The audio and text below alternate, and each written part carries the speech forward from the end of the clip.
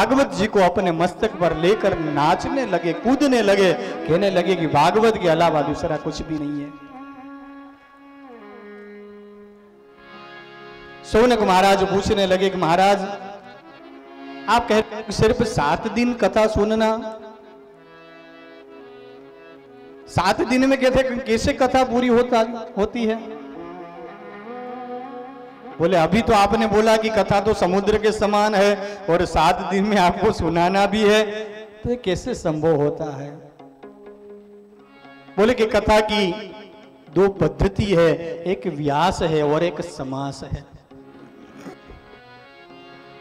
लेकिन महाराज 1 महीने तो कथा कर सकते हैं, 15 दिन कथा कर सकते हैं, 11 दिन कर सकते हैं, 1 साल कर सकते हैं, तो ये सप्ताह का कहां से ये निर्णय शुरू हुआ? बोले कि एक बार नारद जी ने कथा की थी ना, तब से 7 दिन की प्रथा शुरू हो गई है। तो महाराज हमें बताइए कि ये 7 दिन की प्रथा कैसे शुरू हुई? हमको तो ऐसा मालूम है कि भगवान नारद जी जो है, वो नारद जी तो एक जगह पे स्थिर रह ही नहीं सकते। लोक विग्रह मुक्तस्य नारदस्य स्थिरस्य च, वो तो अस्थिर है, वो कभी एक जगह पे ज्यादातर बैठते ही नहीं है। तो उन्होंने 7 दिन तक बैठकर कहते कैसे कथा सुनी?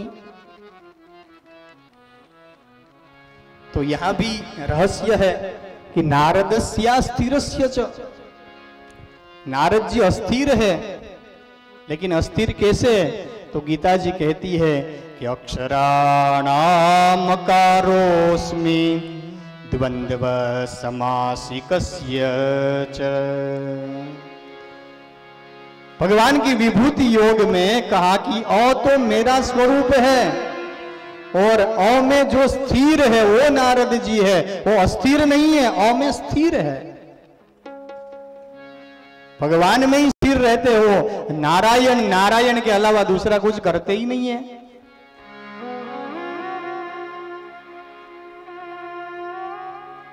एक बार नारद जी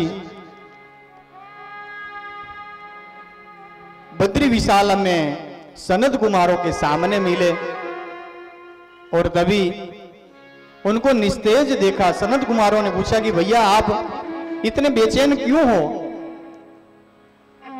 आपको देखकर ऐसा लगता है कि आपको किसी ने लूट लिया है, लेकिन आपके पास है क्या लूटने जैसा? ये महाराज दीन मुख आप क्यों है? इदानीं शून्य चित्तोसी गतवित्तो यथा जनः। किसी का कोई पर्स ले ले, उसका पर्स खो जाए तो वो बेचैन हो जाता है, लेकिन आपके पास तो नारायण के अलावा दूसरा कोई धन ही नहीं है, वो जो कोई लूट नहीं सकता। तो महाराज आप इतने परेशान क्यों हो, आप बताइए मुझे। तब नारद जी ने सनत ऋषि मुनियों को बद्रिक आश्रम में ये बात बताना शुरू किया कि हे सनत कुमारों आप सुनिए, 5-5 साल के सनत कुमार है, 5 साल से कभी 6ठे वर्ष में प्रवेश ही नहीं करते हो, और हमारे पूर्वजान अपी पूर्वजा, पूर्वज के भी पूर्वज है, वो इतने बड़े हो गए लेकिन 5 साल से कभी बड़े नहीं होते। ऐसे सनत कुमारों को नारद जी कहने लगे कि महाराज एक बार मैं पृथ्वी लोक में गया, मुझे लगा कि भगवान कृष्ण द्वापर युग खत्म हुआ और कली का प्रारंभ हुआ, तो चलो भगवान ने जहां जहां लीला की थी मैं वहां जाता हूं। प्रयाग में गए, पुष्कर में गए, काशी में, गोदावरी में गए, हरिक्षेत्रम, कुरुक्षेत्रम, श्रीरंगम, सेतु बंधनम, ये सब जगह पे तीर्थ में भ्रमण करने लगे, लेकिन उन्होंने वहां कहीं पे भगवान की सत्यता नहीं देखी। सब जगह पे सत्यम नास्ति तपस्सोचम दया दानम न विद्यते परम दीनो जीवा वराका कुटवासिना, कहीं पे सत्य नहीं देखा, तप नहीं देखा, पवित्रता नहीं देखी, दया किसी के मन में नहीं देखी। सब अपने पेट का ही सोच रहे हैं कि अपना हो गया बस, दूसरे का जो होना है वो होगा। सब मंद बुद्धि वाले हो गए, भाग्यहीन को देखा। सबके घर में उपद्रव मच रहे हैं, सबके घर में कलश दिखे। बड़े बड़े आश्रम में विधर्मी लोगों को देखा और कन्या को बेचते हुए देखा। अपना सगा भाई बाजू में बैठ रहा है, बाजू में रह रहा है, लेकिन उसको नहीं पूछ रहे, लेकिन साले को बुला रहे वहां से, उनको पूछ रहे। सगे भाई के साथ कोई प्रेम नहीं है, दंपति में कलह चल रहा है और बाजार में अन्न बेचे जा रहे हैं। जो सत्कर्म करने वाले सब लोग दुखी है और पाप कर्म करने वाले सब लोग सुखी है। और ऐसे सब कुछ देखा तब सोचा कि चलो भगवान कृष्ण बाल मुकुंद में जहां लीला की है वहां मैं जाता हूं। 11 साल और 52 दिवस जिन्होंने वहां लीला की है, वहां वृंदावन में प्रवेश करते हैं तो वहां उन्होंने एक आश्चर्य देखा है। क्या आश्चर्य देखा? कहा कि महाराज 2 वृद्ध पुरुष है और एक युवान स्त्री है। युवान स्त्री के पास 2 वृद्ध पुरुष सोए हुए हैं, अनेक दासियां उनकी सेवा कर रही है। मां है युवान है और उनके पुत्र वृद्ध है, ऐसा आश्चर्य देखा। लेकिन नारद जी ने सोचा कि हमारा यहां कोई रोल नहीं है तो हम क्यों परेशानी में पड़े, जहां तक हमारा रोल है ना उतना ही काम हमको करना चाहिए।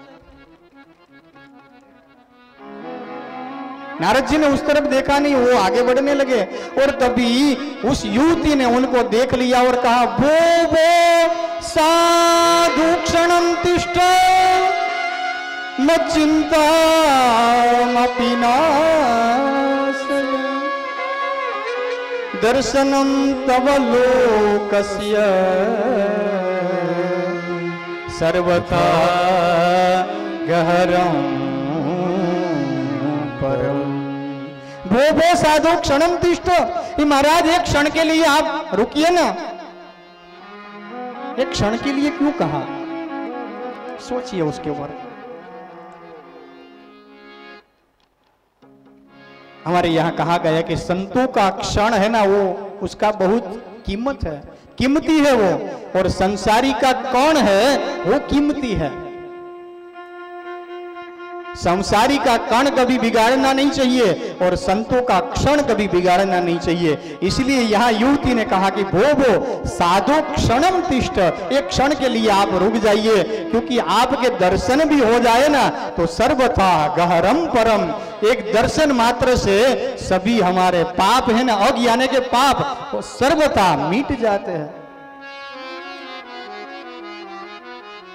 नारद जी ने देखा कि ये युवती मुझे कुछ बताना चाहती है, कुछ पूछना चाहती है।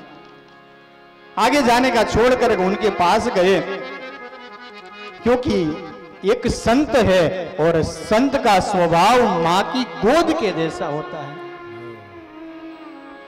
मां किसी को दुखी नहीं, अपने बालक को दुखी नहीं देख सकती, वैसे ही एक संत किसी और को दुखी नहीं देख सकते।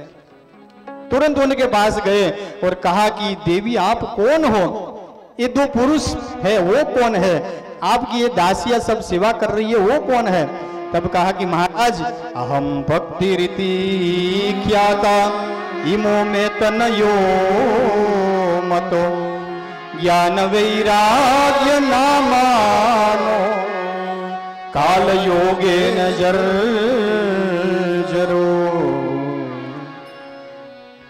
महाराज मेरा नाम भक्ति है और इमो में तनयो मतो, मेरे तनय यानी कि मेरे पुत्र है दोनों, जिसका नाम ज्ञान और वैराग्य है। उल काल योगे न जर्जरो। महाराज में दक्षिण में मेरा जन्म हुआ, वहां से आगे कर्नाटक में थोड़ी मेरी वृद्धि हुई, क्वचिन महाराष्ट्र में कहीं कहीं मुझे पोषण मिलता गया, लेकिन गुर्जरे जीर्णतांगत, गुर्जर प्रदेश में मैं गई ना तो वहां मैं एकदम जीर्ण हो गई। गुर्जर यानी गुजरात नहीं, इतना याद रखना, गुजरात नहीं बताया, यहां गुर्जर प्रदेश लिखा है। राजस्थान के पास गुर्जर प्रदेश है, वो गुर्जर विद्वान बताते हैं कि यहां गुजरात की बात नहीं की, जो गुजरात की बात की होती तो भगवान यूपी में जन्म लेते और मरने के लिए गुजरात में क्यों जाते, सोचिए तो सही आप। गुर्जरे जीर्ण धाम गता, उसमें गुजरात का नाम नहीं है। गुजरात तो हमारा गौरव है भाई। कई संत गुजरात ने भी दिए हैं, महाराष्ट्र ने दिए, कर्नाटक ने भी दिए। दक्षिण में, दक्षिण की तो बात ही नहीं कर सकते हम।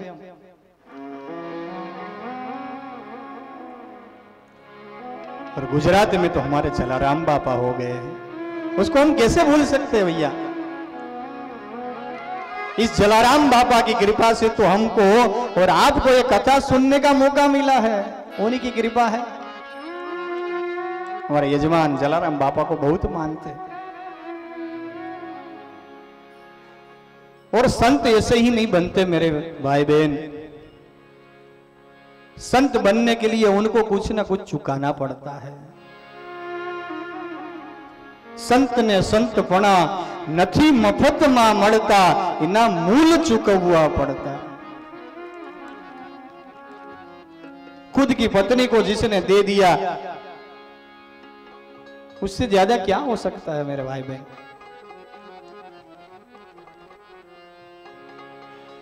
तो भक्ति कहती है कि महाराज, फिर मुझे लगा कि भगवान वृंदावन में उन्होंने लीला की है, तो मैं वृंदावनम पुनः प्राप्य नवीन स्वरूपिणी, वे वहां पहुंची तो मैं तो युवान बन गई, लेकिन मेरे पुत्र तो वैसे ही रहे।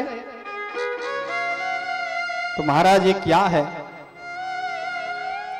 नारद जी ने कहा कि हे देवी, मैं मेरी ज्ञान दृष्टि से देख रहा हूं, आप विषाद मत कीजिए, भगवान हरि जरूर आपका कल्याण करेंगे, आप धैर्य रखिए, क्योंकि ये दारुण कलयुग चल रहा है। सदाचार, योग मार्ग, सत्य, ये सब यहां कमजोर पड़ जाते हैं। सत्पुरुष दुखी हो जाते हैं और दुष्ट लोग सुखी हो जाते हैं। वर्षे वर्षे क्रमात् जाता मंगलम नापि दृश्यते, कहीं पे मंगल नहीं दिख रहा। लेकिन धन्यम वृंदावनम तेनम भक्ति नृत्य यत्र च, ये तो वृंदावन है, यहां तो भक्ति नाचती है। तो हे देवी, आप यहां आ गए ना, वो बहुत आपने अच्छा काम किया है। भक्ति ने कहा कि हे नारद जी, तो कलयुग में मेरे पुत्र क्या पुष्ट नहीं होगे क्या। और कलयुग आ गया, इसमें तो महाराज सम्राट परीक्षित का राज्य है, तो उन्होंने कलयुग को मारा क्यों नहीं, उनको क्यों नहीं निकाला।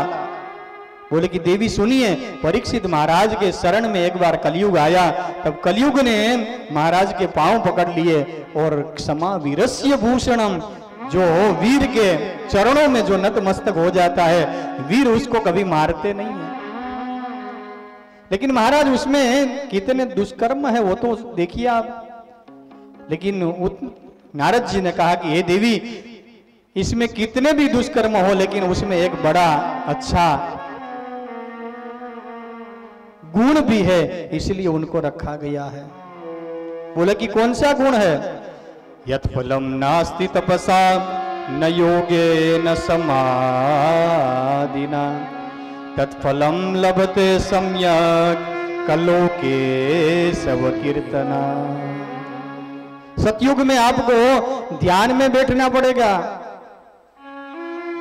त्रेता युग में आपको यज्ञ करने पड़ेंगे, द्वापर में पूजा करनी पड़ती है, लेकिन कलयुग में कलो केशव कीर्तनाद, कलयुग केवल नाम आधारा, सिर्फ एक नाम लेते हुए आप अपने घर के कोने में भी ब्रह्म को प्राप्त कर सकते हो।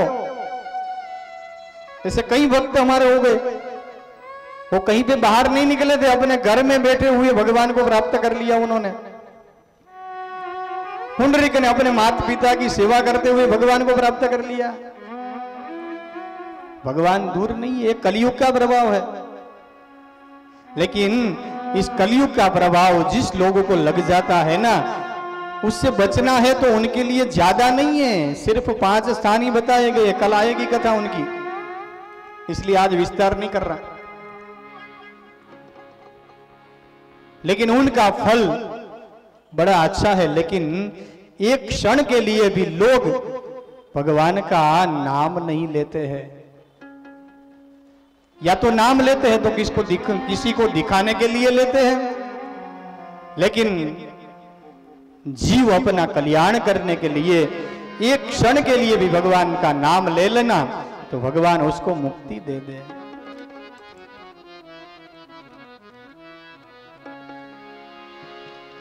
हे देवी, अयम ही युग धर्मो ही वर्तते कस्य दूषणम, अतस्तु पुंडरीकाक्ष सहते निकटे स्थित।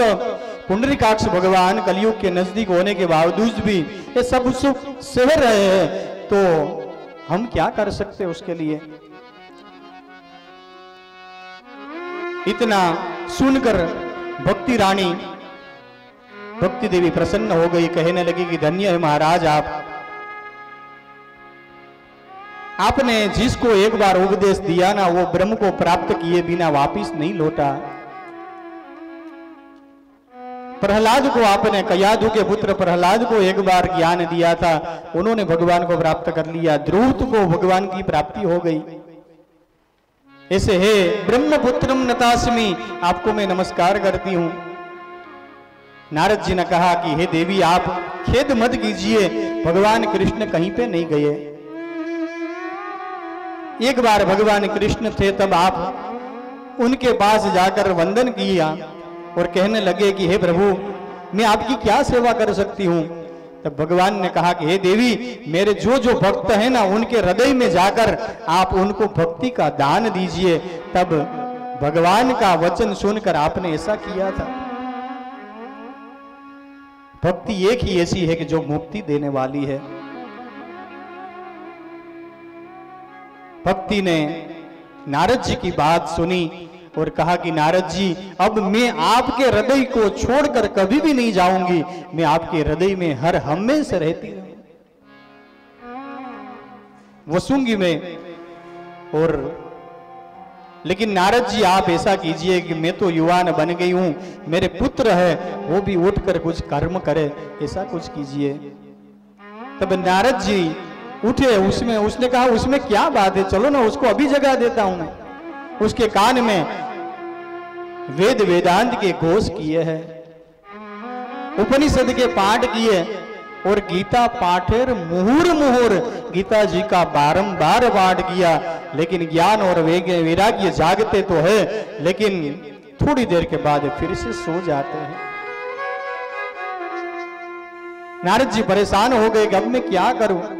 तब आकाशवाणी हुई और कहने लगी कि नारद जी, आप जो कर्म कर रहे हैं ना, उसमें सत्कर्म कीजिए, तो आपका जो कर्म है वो उद्यम सफलस्तेयम भविष्यति न संशय, आपका उद्यम सफल हो जाएगा।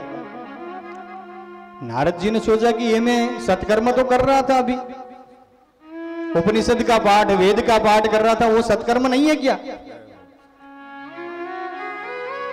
सब लोगों को पूछने लगे, संतों को पूछने लगे कि महाराज सत्कर्म क्या है, मुझे बताइए। कोई उनको बता नहीं रहा। कोई दंभ करते हुए समाधि में बैठे हैं, ऐसे बताने लगे कि हम समाधि में, हम आपसे बात नहीं कर सकते। कोई गली छोड़कर दूसरी गली में जाने लगे, नारद जी मिल रहे हैं, हमको अभी प्रश्न पूछे कि सत्कर्म क्या है, हम उसका जवाब नहीं दे पाएंगे। गली बदलने लगे और सभी जगह पर घूमते घूमते बद्रिकाश्रम में पहुंचे और वहां सनत कुमारों का मिलाप हुआ और उनको कहने लगे कि महाराज ये क्या है सत्कर्म, मुझे बताइए। हरि शरणम हरि शरणम करते हुए सनत कुमारों ने कहा कि माम चिंता कुरु देवर्षे हर्ष चित्ते समावह। हे नारद जी, आप बिल्कुल चिंता मत कीजिए, आपका उपाय मेरे पास है। महाराज ये क्या उपाय है? कहा कि सत्कर्म सूचको नूनम ज्ञान यज्ञ स्मृतो बुधई श्रीमद् भागवतालाप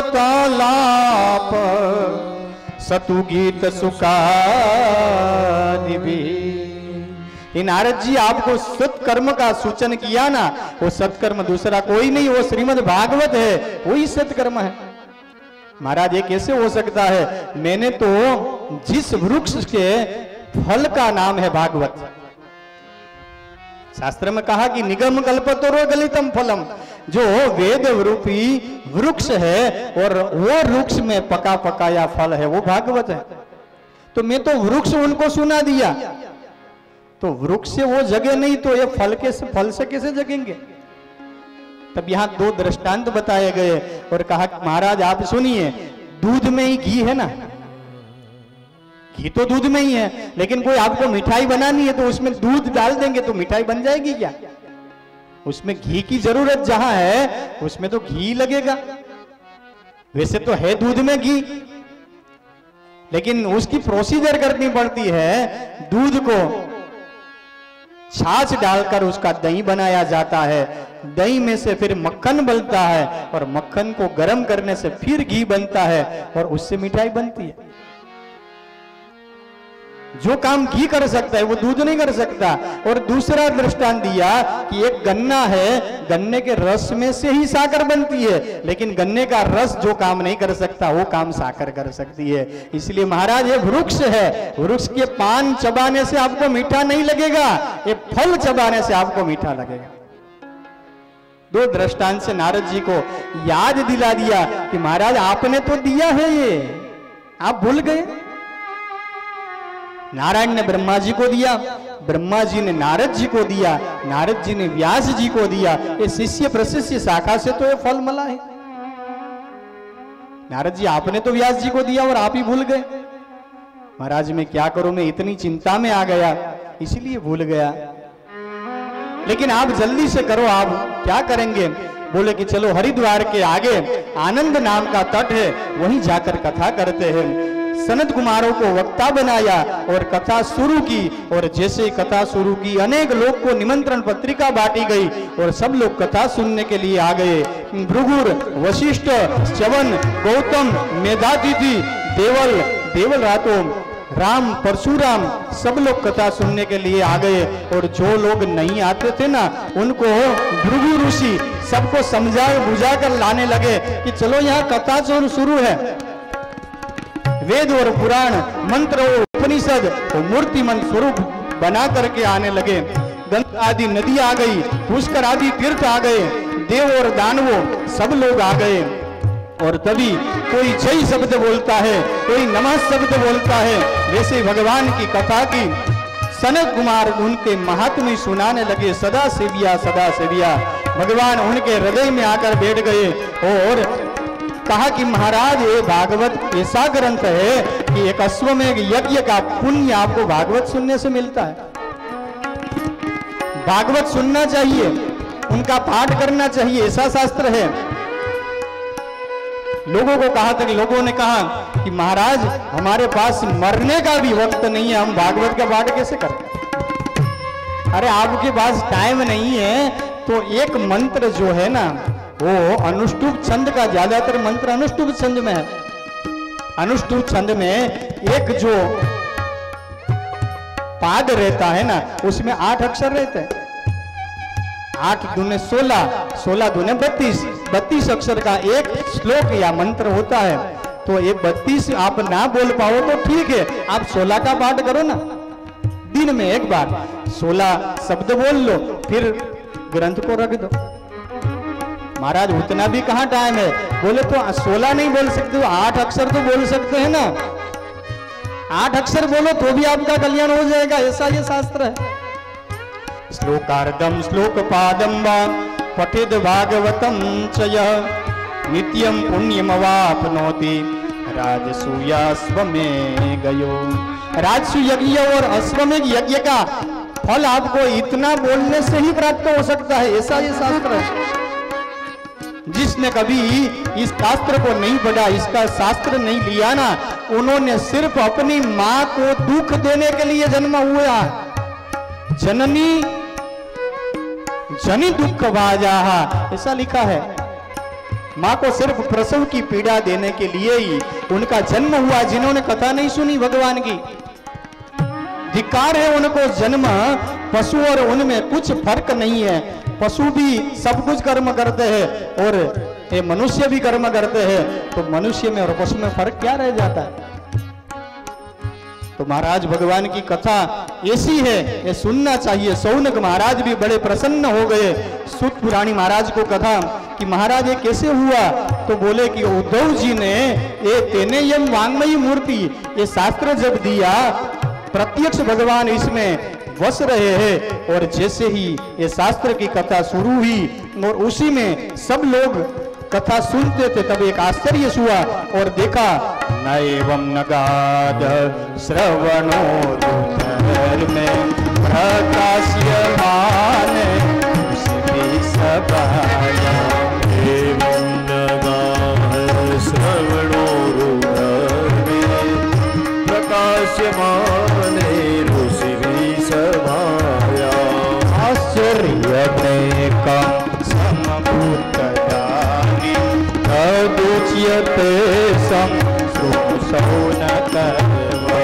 आश्चर्यमेकं समभूतदानि तदुच्यते संश्रुतशौनकर्वम्। शौनक महाराज भगवान की कथा सुना रहे, उसकी प्रशंसा कर रहे, तभी सभी लोगों ने एक आश्चर्य देखा कि उन सब में भक्ति महारानी, उनके दो पुत्र ज्ञान और वैराग्य दोनों युवान हो गए, उनको लेकर आए और सनकादिक ऋषि मुनियों को कहने लगे कि महाराज ये पूरा पंडाल तो भरा हुआ है, हम वहां कैसे बैठे, कहीं पे जगह तो बची नहीं है, हम कहां जाकर बैठे, आप हमको बताओ। भक्ति सुतो तो तरुणों गृहीत्वा प्रेमेक रूपा सहसा विकासित। वो ऐसे ही नहीं आए, भगवान का नाम संकीर्तन करते हुए आए। श्री कृष्ण गोविंद हरे मुरारे हे नाथैति नामानि मुहुर्वदन्ति। और तब सनत कुमारों ने कहा हे देवी, आप तो भक्त को अपने स्वरूप प्रदान करने वाली हो।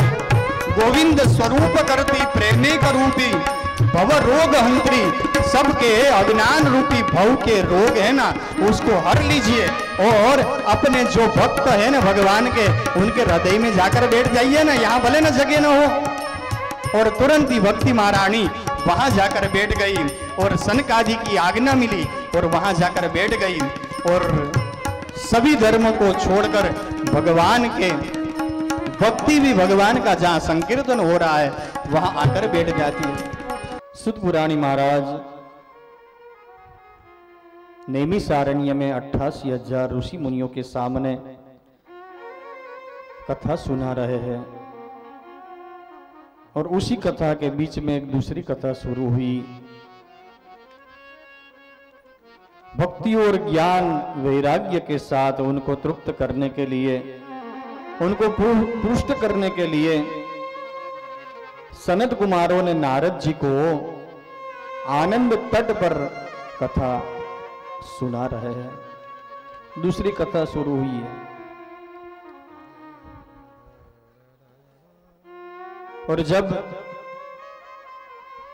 सनत कुमार नारद जी को कथा सुना रहे हैं, सभी लोग सुन रहे हैं, उसमें भगवान भी निज लोकम परित्यज्य भगवान भक्त वत्सलः,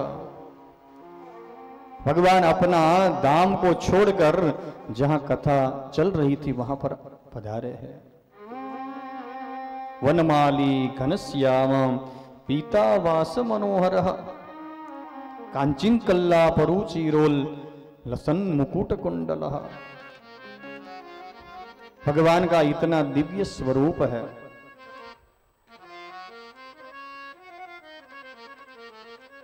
कथा हम क्यों सुनते हैं? क्योंकि उसमें भगवान के गुणानुवाद है,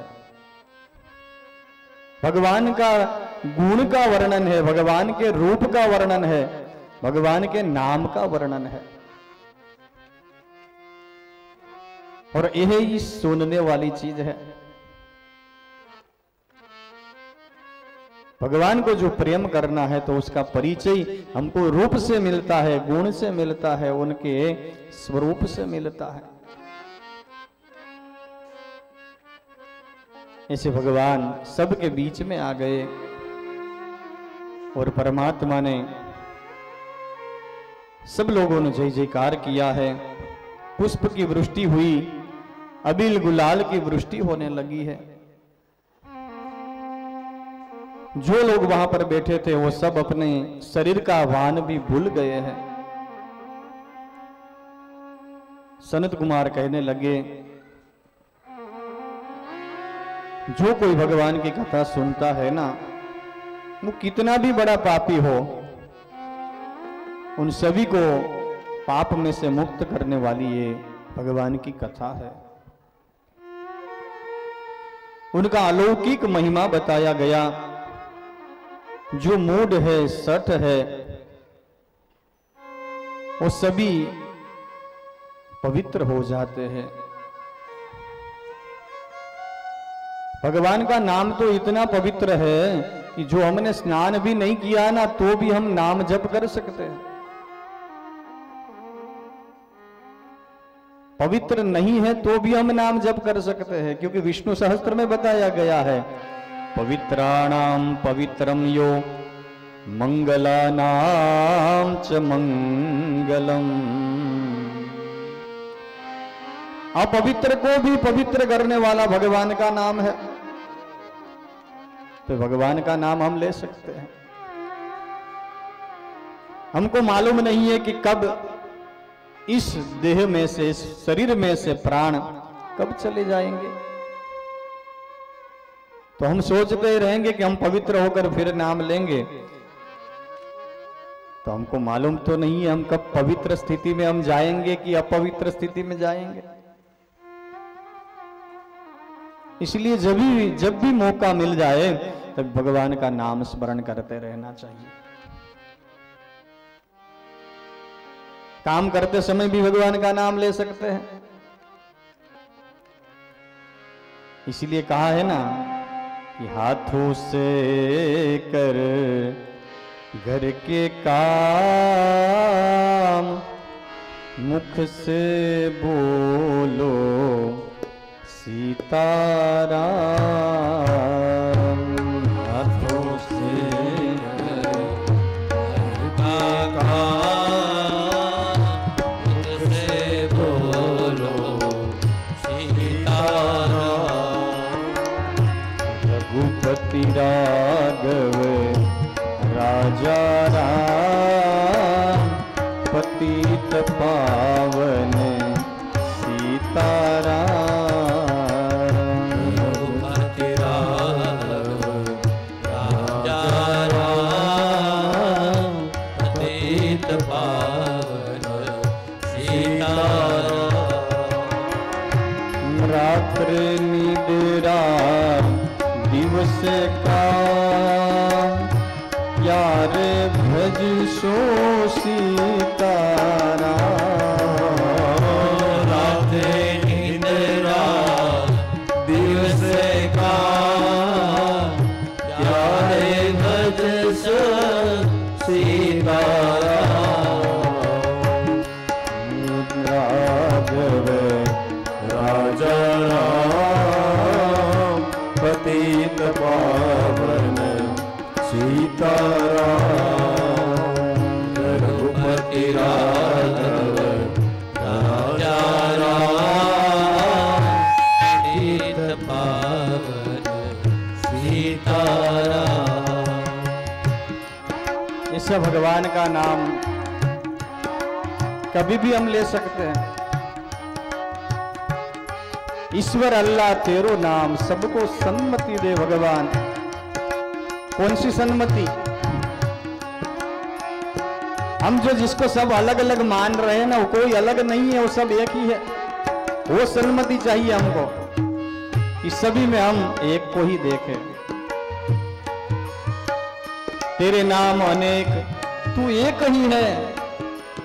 हर देश में तू, हर वेश में तू, तेरे नाम अनेक, तू एक ही है।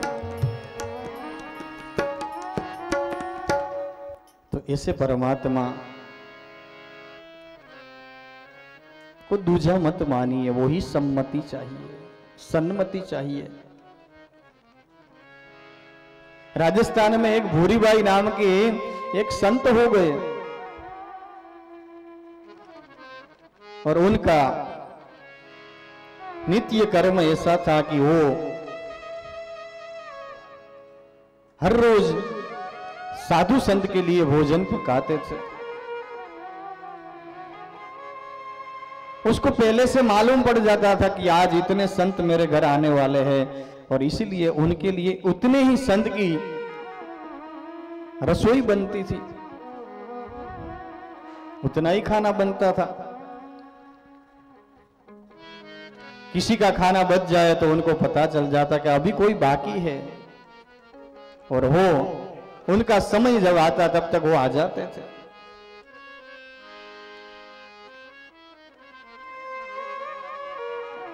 लेकिन एक बार ऐसा हुआ कि एक संत उनके घर पर प्रसाद लेने के लिए आए और उनको कहा कि भूरी भाई,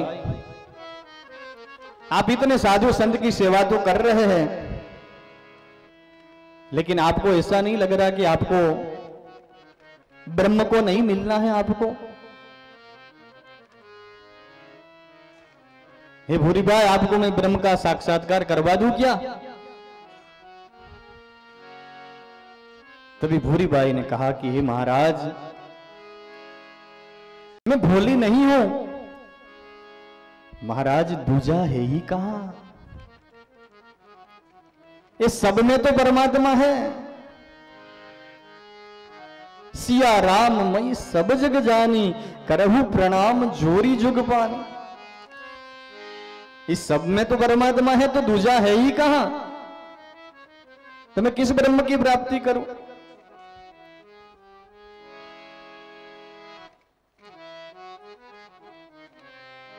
तो इसे परमात्मा के पास कोई भी जाए, वो प्रभु कभी नहीं देखते कि कितना पापी है, कितना मूढ़ है, कितना सठ है। वो सभी को अपने चरणों में ले लेते हैं।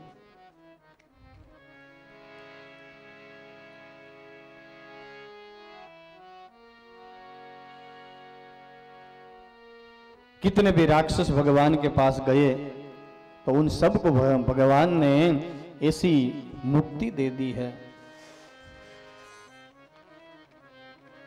वो तो ठीक है, उनके शरण में गए हैं, लेकिन पूतना जैसी राक्षसी भगवान को मारने के लिए गई थी। अपने वक्षस्थल पर जहर लगाकर गई थी भगवान को मारने की इच्छा से। तो भी परमात्मा ने जैसे मां को गति देते हैं ना, वैसे परमात्मा ने उनको भी गति दे दी। तो ऐसे परमात्मा को छोड़कर हम कहां जाएंगे? कंबा दयालु शरणं ब्रजे।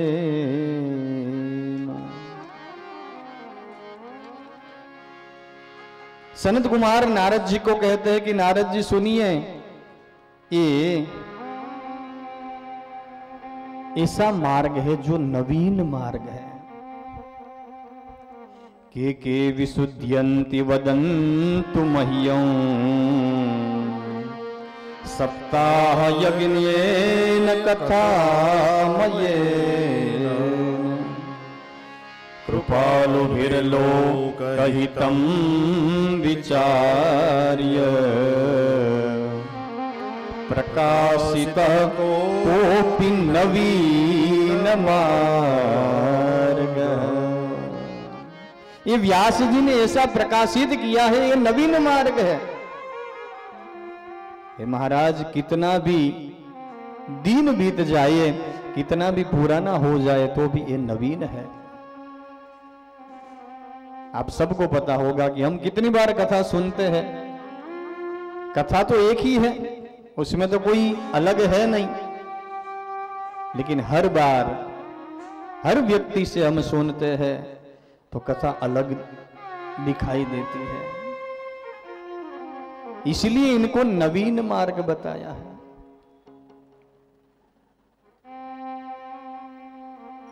कोई क्रोधी है, कोई दग्धी है, कुटिल है, कामी है, इस सब लोगों को एक कथा अपने जीवन से पार लगा देती है। नारद जी ने कहा कि महाराज,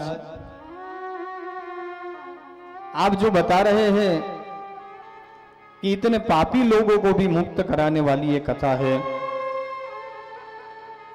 तो आज तक ऐसा हुआ है क्या कि किसी पापी को भी इस कथा ने मुक्त कर दिया हो? बोले हाँ, जरूर है। तो मुझे जल्दी से बताइए आप किसको मुक्त कर दिया कथा ने। तब बोले कि महाराज आप सुनिए, मैं आपको एक इतिहास सुनाता हूं। ये कोई काल्पनिक कथा नहीं है, ये इतिहास है। पूर्व में घटना घटी हुई है। श्रीमद् भागवत जी में अखंडानंद सरस्वती महाराज कहते हैं कि उसमें 4 प्रकार बताए गए हैं।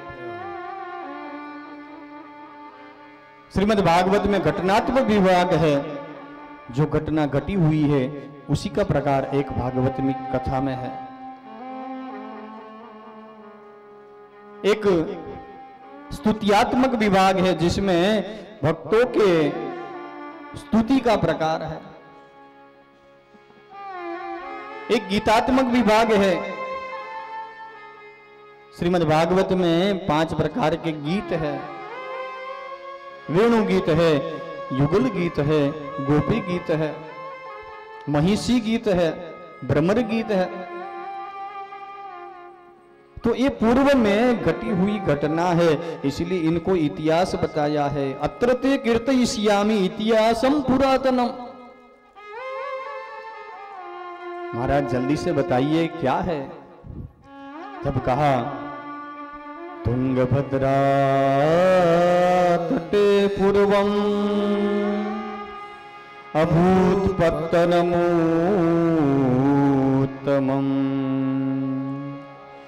यत्र वर्णास्वधर्मेण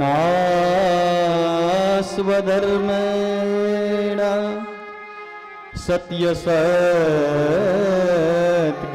तत्परा। ये महाराज तुंगभद्रा नदी के तट पर एक आत्मदेव नाम का ब्राह्मण रहता था और उनकी पत्नी का नाम धुंधुली था। और आत्मदेव इतना पवित्र ब्राह्मण था, इतना ज्ञानी था वो कि द्वितीय इव भास्कर ऐसा लिखा है। उतना तेज ऐसा था कि जैसे सूर्य का तेज होना वैसे ही उनका तेज था। दूसरा सूर्य दिखता हो ऐसा व्यास जी ने लिखा। लेकिन उतनी उनकी पत्नी धुंधुली थी, वो प्रायशो बहु जल्पिका, सबकी निंदा करने वाली, सबकी कुथली करने वाली, कृपणा कलह प्रिया। उसको कलह बहुत ज्यादा प्रिय था।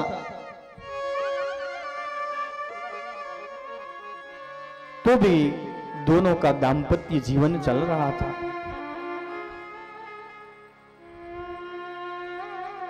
लेकिन एक बार आत्मदेव ने सोचा कि इतने साल बीत गए लेकिन आज तक मुझे नहीं पुत्र हुआ कि नहीं पुत्री हुई। न पुत्रो नापिवा पुत्री ततस चिंता तो रोभृशम।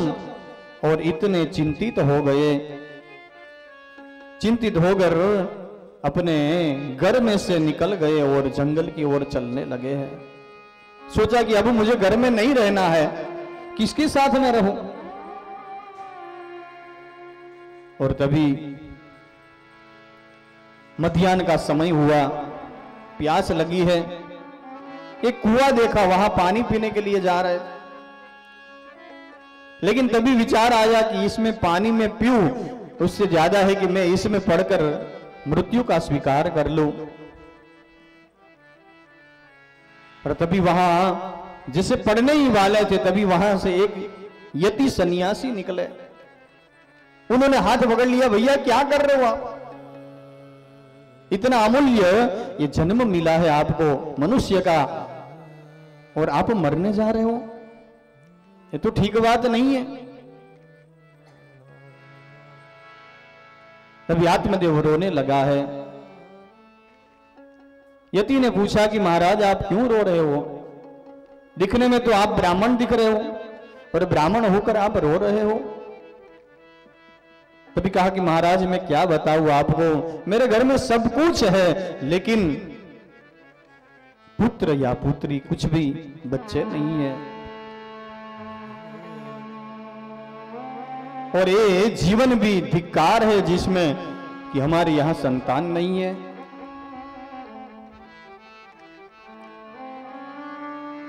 काम से लौट कर आए तो किसके साथ हम बातें करें, किसके साथ खेल खेले, किसके लिए कुछ उपहार लेकर जाए। यति उनको समझा रहे हैं कि हे ब्राह्मण, आप समझिए कि जिसके यहां संतान है वो सब लोग सुखी है क्या? हे महाराज, मुंचा ज्ञानम प्रजा रूपम बलिष्ठा कर्मणो गति विवेकम तु समासाद्यम त्यज संसार वासना। महाराज, विवेक से आप समझिए तो संसार की वासना है पूरी, उसमें आप मत जाइए। प्रारब्ध के वश जिसको जो कुछ मिला है ना, उसका उनको स्वीकार करना चाहिए।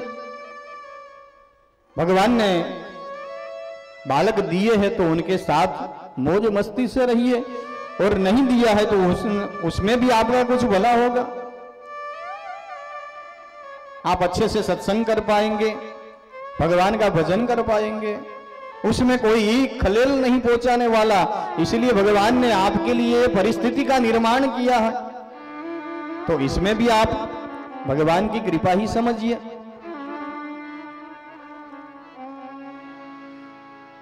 ब्राह्मण कहने लगा कि महाराज, आप सन्यासी हो ना, इसलिए आप ऐसा बोल रहे हो,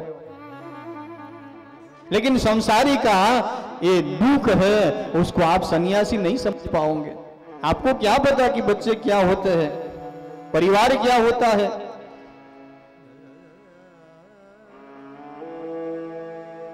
यति ने कहा कि महाराज आप सुनिए, मैं आपको दृष्टांत बताता हूं कि पूर्व में सगर राजा हो गए, उनके 60,000 बालक थे, लेकिन तो भी वो सुखी नहीं थे, वो तो जलकर खाक हो गए। चित्रकेतु नाम का राजा था, उनको 1 करोड़ रानियां थी, उनको एक पुत्र का जन्म तो हुआ, लेकिन थोड़ी देर के बाद वो फिर से मृत्यु हो गया उनका। इससे तो अच्छा है कि नहीं है, आकर फिर कोई छीन ले तो उसमें तो बड़ा ज्यादा दुख होता है। ये महाराज आप सोचिए,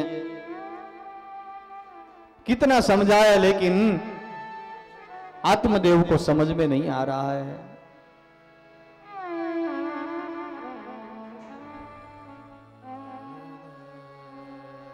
कई बार हमको महापुरुष लोग, हमारे आचार्य लोग समझाते हैं, लेकिन हम तब समझने की कोशिश नहीं करते, क्योंकि हमारे पर, हमारे मन के ऊपर किसी और का साया रहता है, हमारे मन पर किसी और का भूत चढ़ा रहता है, इसलिए हम समझने को तैयार नहीं है। लेकिन एक न एक दिन को हमको वही मानना पड़ता है। आगे जाकर आत्मदेव को भी मानना पड़ा। ये कथा कोई आत्मदेव ब्राह्मण की नहीं है, कोई धुंधुली की नहीं है, ये आपकी और मेरी कथा है। तुंगभद्रा तट है ना, उसका आध्यात्मिक अर्थ समझिए। तुंगभद्रा तट है वो हमारा देह शरीर है, और उत्तम नाम का नगर जो है वो हमारा हृदय है। आत्मदेव ब्राह्मण है वो हमारी आत्मा है, और धुंधुली है वो हमारी बुद्धि है।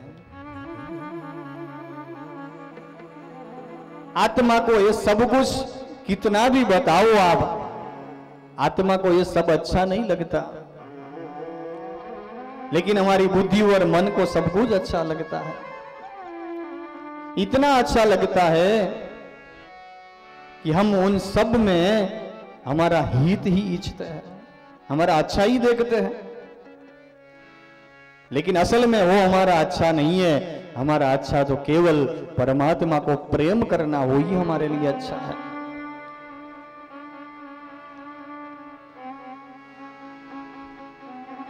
आत्मदेव मानता नहीं है कि महाराज कैसे भी करके मुझे या तो आप दे सकते हो तो मुझे एक बालक दीजिए, नहीं तो मुझे मरने दीजिए। सन्यासी ने कहा कि मैं आपके सामने हूं तो मैं आपको मरने तो नहीं दे सकता, मेरा भी एक धर्म है। तो ये आत्मदेव, मैं आपके लिए मेरे तपोबल से एक फल आपको दे रहा हूं, वो फल आप जाकर अपनी पत्नी को खिला दीजिए, उनके यहां गर्भ रहेगा और आपके यहां पुत्र का जन्म होगा।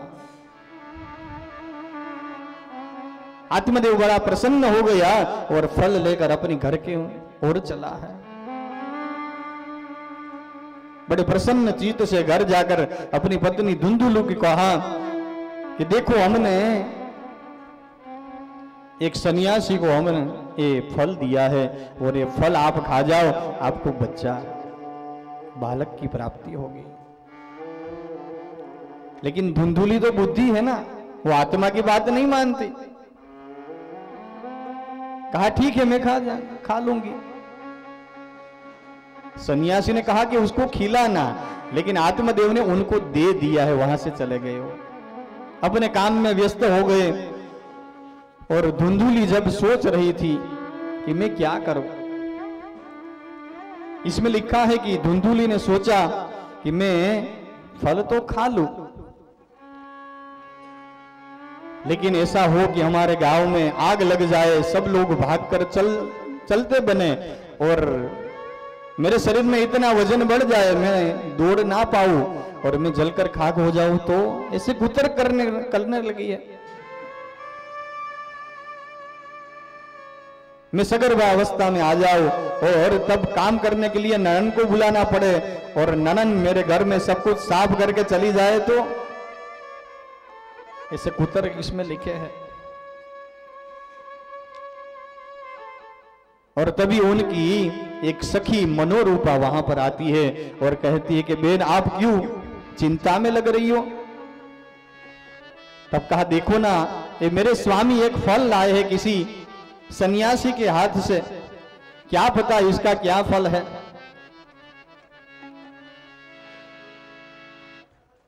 मनोरूपा ने कहा कि बहन, आप जो मेरी बात मानो ना, तो मैं आपको बात बताऊं कि ये फल आप मुझे दे दो। आपके आंगन में एक गैया है, गाय है, उनको भी कितने साल से कोई बछड़ा नहीं हुआ, तो आप एक बार देख लो ना कि ये सन्यासी तो कितने भी मिलते रहते हैं, उनकी बात कभी सच नहीं होती।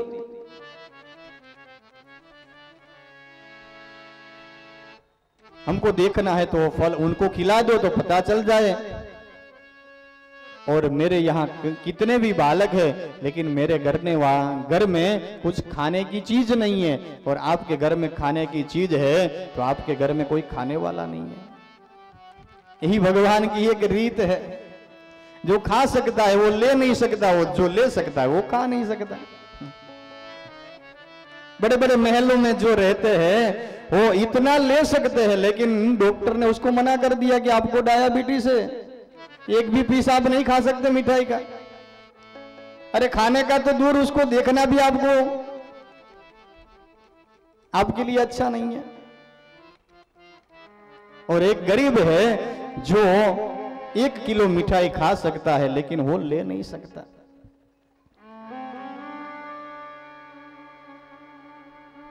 ये सभी प्रारब्ध का खेल है मेरे भाई बहन। मनोरूपा ने बताया कि मैं अभी सगर्भावस्था में हूं, तो हे सखी, आप भी ऐसा साज सजा लो ना अपने शरीर पे, जब मेरे वहां संतान होगा तो मैं आपको दे दूंगी, और आप मुझे उसके बदले में मिलकर पैसे दे देना। और फल गाय को खिला दिया है। अपने पेट पर कपड़े लगाकर धुंधुली ने ऐसा बताया कि मैं भी सगर्भा अवस्था में हूं। आत्मदेव बड़ा प्रसन्न हो गया कि सन्यासी ने जो बताया वो सही है। समय आया तब मनोरूपा के वहां बालक का जन्म हुआ, और वो बालक आत्मदेव जब घर पे नहीं था तब धुंधुली को देकर चली गई। उसके बदले में धुंधुली ने उनको काफी हीरा जवेरात पैसे दे दिए। आत्मदेव इतना खुशी है सबको कुछ न कुछ दान देने लगा है। और 3 महीने के बाद त्रिमासे निर्गते चाथ साधेनु शुश्रुवेर्भकम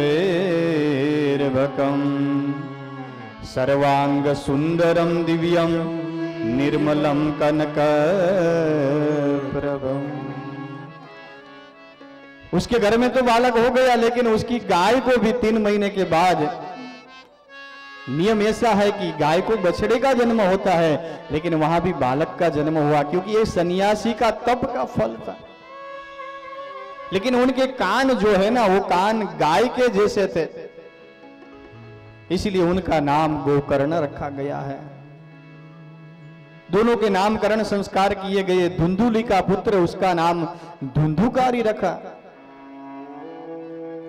लेकिन गोकर्ण पंडितों ज्ञानी धुंधुकारी महाखल महाखल हुआ है। क्यों? कि अपने पति के साथ उसने अच्छा काम नहीं किया। ये सन्यासी का फल नहीं है, इसीलिए खल बन गया। गोकर्ण महाराज अपने मित्र को साथ लेकर छोटा सा यज्ञ कुंड बनाते हैं, उसमें समिधा डाल के हवन करते हैं, और ये धुंधुकारी है, किसी को मार देता है, किसी को परेशान करता है, मुर्दे के ऊपर रखा हुआ अन्न खा लेता है। और ऐसे ही धीरे धीरे उनका इतना कर्म बढ़ गया कि एक बार आत्मदेव परेशान हो गया। एक बार जब बालक नहीं था तब घर छोड़ने को तैयार हुआ, और आज बालक हुआ है उसके बाद उन्होंने घर छोड़ने का विचार किया। और जब जाने लगे तभी गोकर्ण महाराज मिल गए, उनको कहने लगे कि पिताजी आप क्या करने जा रहे हो? आइए पिताजी मैं आपको कुछ ज्ञान देता हूं। नियम ऐसा है कि पिता अपने पुत्र को ज्ञान देता है, लेकिन यहां विपरीत परिस्थिति हुई है कि यहां पुत्र अपने पिता को ज्ञान देता है। गोकर्ण महाराज ने यहां 3 मंत्र में ऐसा ज्ञान दिया है कि हम सभी के लिए एक ज्ञान है। पिताजी आप अपने विवेक और चैतन्य बुद्धि से पूर्वक जो गठान है अपने जीवन की, वो गठान को आप तोड़ दीजिए। तभी आत्मदेव को याद आया कि बेटा ये तो मुझे पूर्व एक सन्यासी मिले थे, वो भी मुझे यही समझा रहे थे, लेकिन तब मैं समझा नहीं, लेकिन आज मुझे कुछ कुछ समझ में आ रहा है।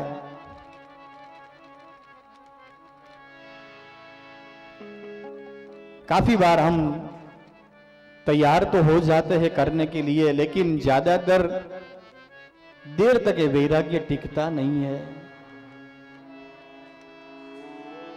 लेकिन जब तक हमारे जीवन में त्याग नहीं आएगा तब तक वैराग्य टिकने वाला नहीं है।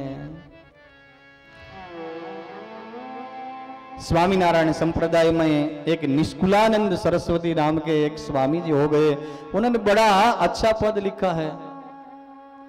त्याग न टके वैराग्य बिना, त्याग न टके वैराग्य बिना।